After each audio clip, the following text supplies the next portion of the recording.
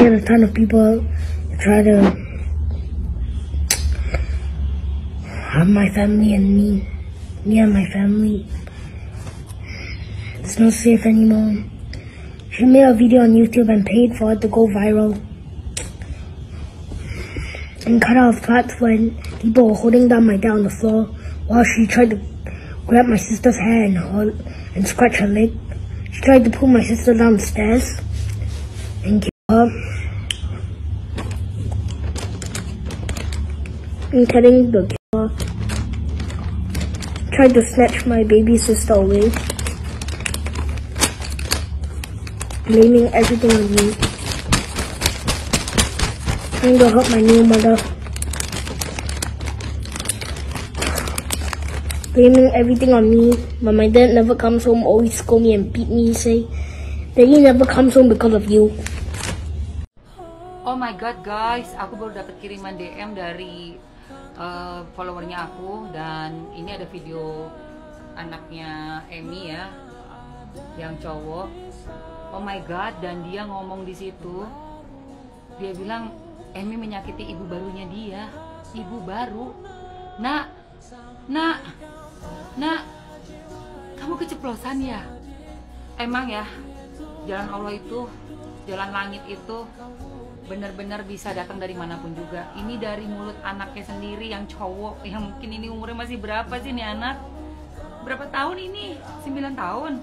Masih kayak kecil, kayak SD ya, masih SD nih anak ya. Udah disuruh ngomong seperti itu dan keceplosan bilang menyakiti ibu baruku. Halo, belum ada perceraian, sudah ada pernikahan, ibu baru. Sepertinya kali ini benar-benar Emmy bisa dapat bukti nyata ya, karena videonya ini udah viral ke semuanya. Aku aja sampai dapet, tadi buka DM ada yang ngirim. Terkejutlah aku, ada 3 video anak ini ya, anaknya Emmy bicara. Kayak matanya tuh kayak ngeliat kertas, terus ada kayak bunyi sesuatu, bunyi kertas, kayak bunyi srek kayak gitu. Dan dia keceplosan, makanya aku screenshot tuh, dia bilang dia menyakiti ibu baruku.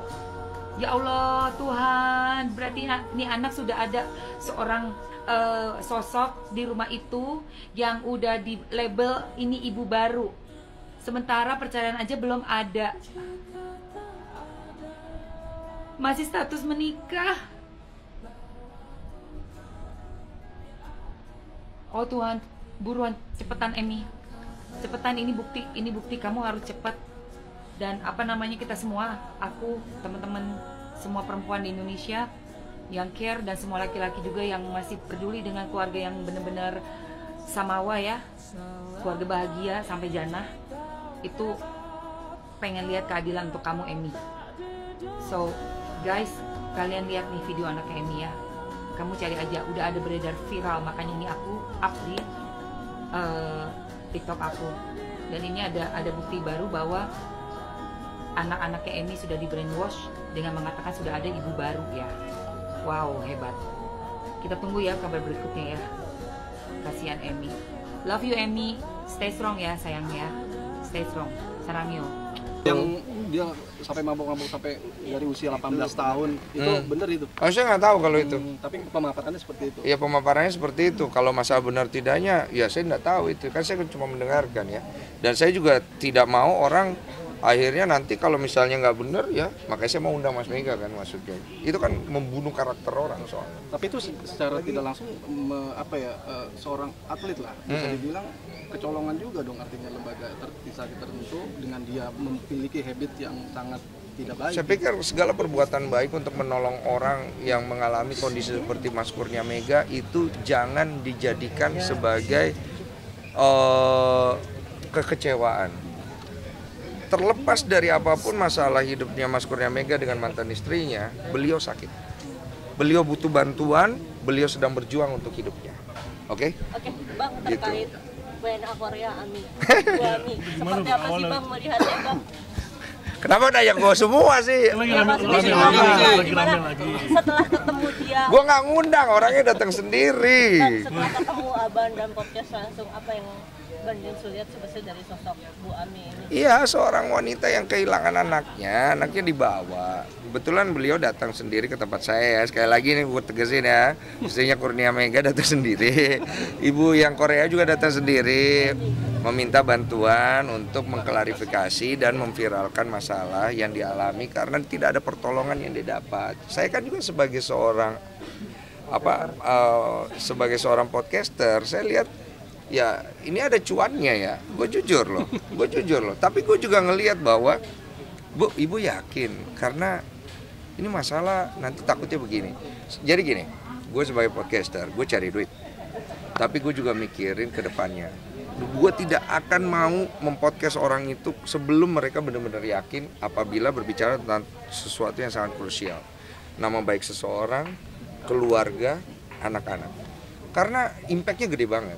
Dan dia bilang saya udah nggak ada solusi, saya bingung, saya juga kasihan ya. Jadi akhirnya saya kasih wadah dengan saya bilang kalau ada buktinya saya mau. Dan dia bawa buktinya. Dia tunjukkan bukti foto, dia tunjukkan bukti WhatsApp segala macam. Ya saya nggak tahu ini bukti kan bisa benar bisa tidak. Tapi paling tidak saat itu dia menunjukkan keseriusan dan fakta yang dia punya, walaupun saya belum tahu itu benar atau tidak. Ya udah saya dengarkan dan saya bersimpati sekali untuk seorang ibu yang kehilangan anak.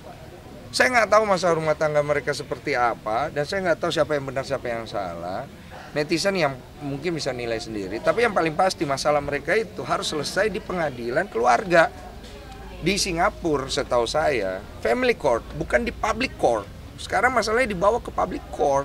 Jadinya saya menyayangkan sekali akhirnya anak yang tidak perlu hadir, nongol, ngapain gitu loh. This is parents, please stop it gitu. Anak di bawah umur, no, don't go there gitu loh. Whatsoever is that, don't go there. Karena anak kecil itu harus, kalau mau protect anak itu, don't bring it to your problem as a parents. Itu tuh poin gue gitu. Itu sih. Tapi kalau dia mungkin aja saya nggak tahu. Kalau memang benar, bring it to the court. Ya ngerti kan? Bawa ke pengadilannya, jangan bawa ke publik gitu loh. Kalau ke publik kayak gitu kan anak ini kan dia sekolah nanti, anak-anaknya tambah bully dia, ngerti nggak sih maksud gue? Berarti menyayangkan ketika anaknya hadir di podcast. iya yang salah satu podcast dokter. Iya, gue menyayangkan. Lu kalau mau adu domba gue silakan, gue menyayangkan. Karena menurut gue nggak ada masalah dengan semua orang yang menghadirkan anak itu. Orangnya ya, individu yang gue menyayangkan anak itu harus nongol untuk melakukan podcast, usianya masih kecil sekali, mau dia benar atau tidak bukan di situ tempatnya, bawa ke pengadilan, biar dia berbicara di sana karena di sana tempatnya. Oke, tapi cerita nggak sih bahwa maksudnya kenapa teriak-teriak anak yang pertama ketika di RS itu histeris sekali kan anak yang pertama yang baju itu. Oh itu hanya mereka yang tahu. Dan bukan di media untuk masalah itu, karena urusan anak itu kan urusan hak asuh. Itu biar di pengadilan. Lu bayangin ya, lu punya anak ya, itu usia masih kecil, belum terlalu tahu semua lah. Dia lu framing dia, lu taruh dia di media sebagai jejak digital, come on lah. Lu nggak perlu lu bertanya, jangan lah. Kalau TVR-nya sendiri menurut kamu gimana menjadi pelakor antara mereka? Saya nggak tahu benar atau enggak, itu hanya mereka yang tahu, saya bukan hakimnya. Intinya adalah poin saya itu tadi. Itu aja sih. Oke. Update kok. Update tuh soal Gimana? Apa? Soal. Iya. Ya coba lagi. Apa lagi ya, coba lagi lah, mau ngapain? Tapi kemarin sempat dikabarin Jalif hamil karena megang perut itu gimana kok? Waduh, nanti saya tanya dulu ya. Tapi bener, tapi Ada kabar bahagia kah kok atau seperti apa? Ya doakan lah. Kita mah bahasa basinya ya, doakan saya. Karena gue takut pamali juga ya. Udah ya? Hah? Iya, betul ya. Jadi di bulan Ramadan kira-kira ada podcast ya sih spesial Ramadan di podcast? Nggak ada spesial Ramadan, saya tidak hebat-hebat amat sebagai podcaster. Saya podcast biasa aja, yang seru-seru aja, yang menarik sudah. Update rumah juga seperti apa kok? Udah isi. Hah? Udah isi. Saya tanya istri saya dulu, boleh nggak disampaikan? Takut pamali gitu kalau di Iya, soalnya yang hamil istri saya ini sebagai suami ini Berarti udah. belum tahu ini. Berarti dijaga Bang, mungkin pengalaman dulu di-share. Iya, tapi kan maksudnya gini, karena saya takut pamali, saya tidak akan mengannounce apa-apa kalau istri saya sendiri belum oke. Jadi istri saya sampai saat ini lebih memilih untuk tidak gitu. Ya sudah, saya hormati ya.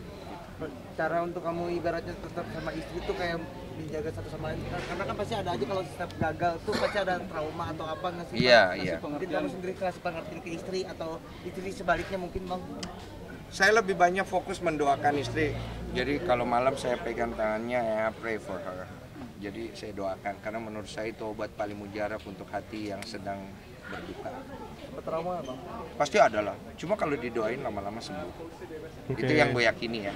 Berarti ngejaga istri lebih ekstra mungkin sekarang bang? Enggak sih, gue cuma lebih ngelihat dia butuh apa gitu. Karena gue yakin kalau dia siap, nanti dia ada waktunya dia pasti akan cerita semuanya. Bagaimana proses dari keguguran sampai akhirnya mungkin kondisinya yang sekarang. Kurang bukti-bukti yang dibawa sama mantan istrinya. Iya. Yang lo dapat apa aja sih? Foto ada luka-luka di tangan, terus bukti chat. Tapi kan saya tidak tahu ya itu benar tidak ya. Ya saya anggap benar lah gitu. Cuman saya juga nggak mau bilang bahwa wah kemudian ini menjadi benar keseluruhan, nggak tahu, itu kan masalah mereka. Tapi kan jelas ya di situ mantan istrinya Mas Kurnia Mega bukan mau menjatuhkan Mas Mega dengan menceritakan itu. Dia hanya ingin membela dirinya dari netizen yang menyerang dia dan menyerang anak-anaknya. Hanya itu saja.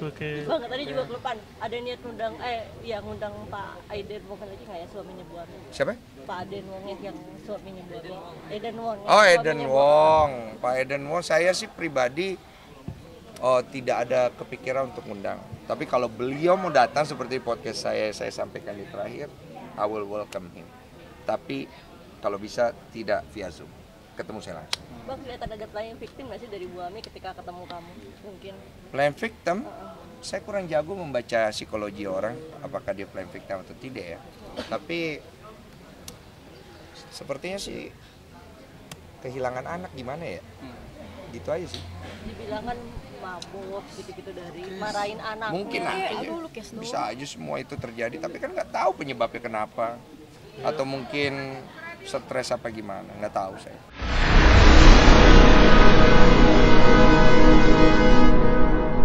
Jadi jangan lupa untuk subscribe Cumi Cumi.